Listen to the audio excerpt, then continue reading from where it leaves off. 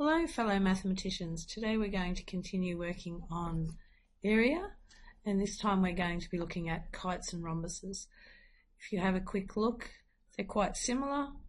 A rhombus, which I remember is just a pushed over square, looks very similar to a kite. We can actually use the same formula in some circumstances if we know the cross sections, but usually we use a different formula. But I'll get ahead of myself. The learning intention is for you to be able to use the area formulas to calculate the area of kites and rhombuses. And I need you to follow my procedures, please. I'm going to be really specific. It's so you can be set up for success. Remember our motto?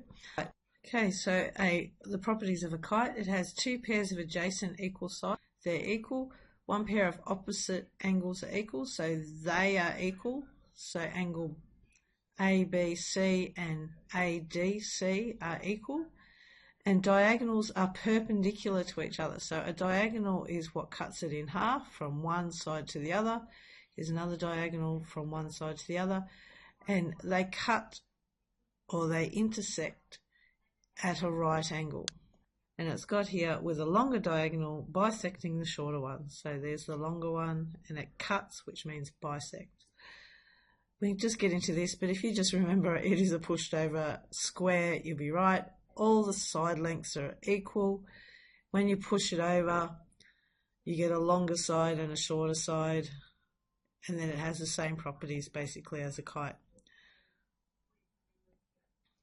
So how do we calculate the area of a kite? So the area of a kite is half times x times y. Now you don't know what x and y is. I'm just going to tell you it doesn't matter which diagonal you label. One can be x, so I'm making that line there x and that line there y. Okay, so it's half times one of the diagonals times the other diagonal. That's basically all the formula for a kite is. Please make sure you put it in a box so it's easy to see in your book. Now, this I hope you realise is basically a parallelogram. And we already know the formula for a parallelogram, but we write it down here or up here if you can. It's just base times height. Okay, so we'll put a box around it. So I'm going to go through the procedure that you're going to use.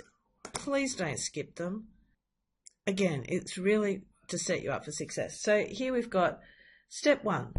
Draw and label the picture. Well, the picture's drawn for you. We've now labelled it. Write the rules. So for this case, it's going to be area. Now, I do little pictures to remind myself what the rule is.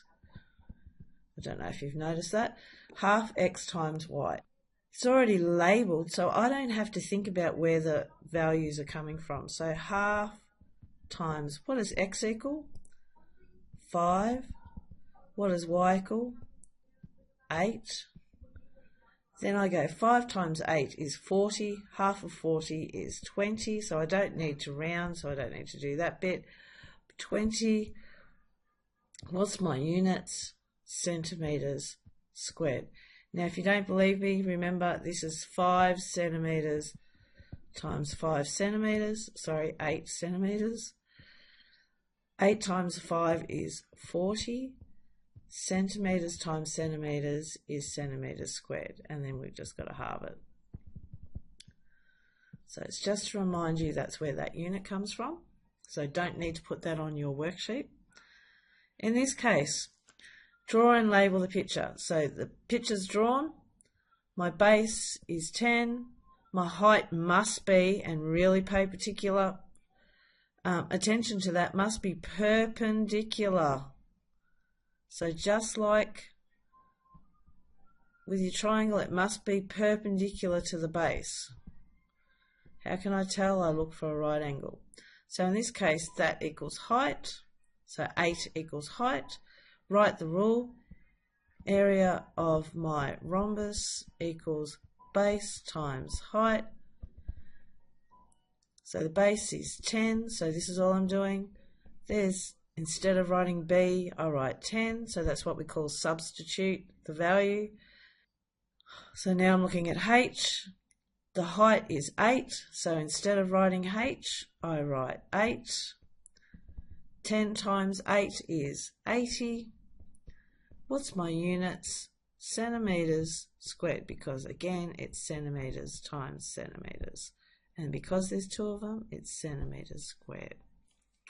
Do I need to round? No. Really important that you can round things though. Okay, so our last success criteria is that you can use what you've learnt in the past about areas to find the area of composite shapes. So I'm looking at this shape here. It's from a Quizlet, and I can see, I had to change the units, they're in inches, sorry.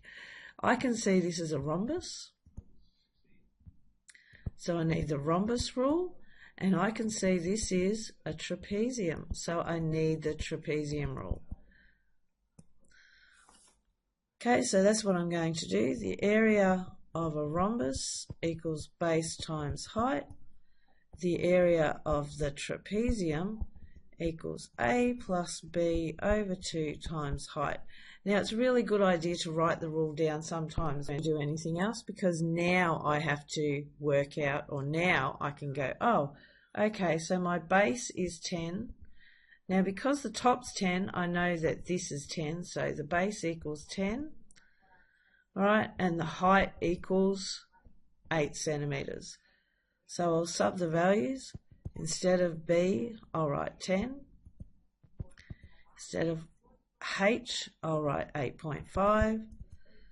Put that in the calculator or work it out. When you times by 10, there's only 1 0, so it means you can shift the decimal place one spot and it becomes 85 centimeters squared.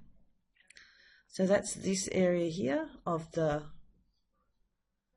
Okay, so that one's done. Now we work out the next area. These are my parallel sides.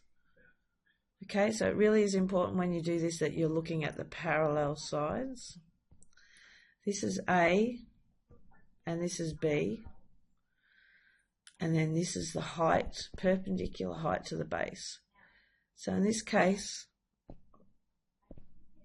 change the colour so you can see it better, purple. A equals 10 because that's the same, that's that line there. B equals 24, and the height, perpendicular height, is 11. So you don't have to think about it, literally just go, I'm looking at A, what am I writing instead of A is 10. I'm looking at B now, what am I writing instead of B? I'm writing 24, so I'm subbing the value, so I'm substituting. Think of it like basketball. I'm going to get the B player off and I'm going to replace it with number 24. The line means divide by 2. We're actually just working out the average of the top and the bottom, and then times by the height is 11. Then you can calculate that with your calculator. So this is 34 divided by 2 is 17 times 11. So my calculator says that it's 187. And what are my units? Centimeters squared. So I haven't finished.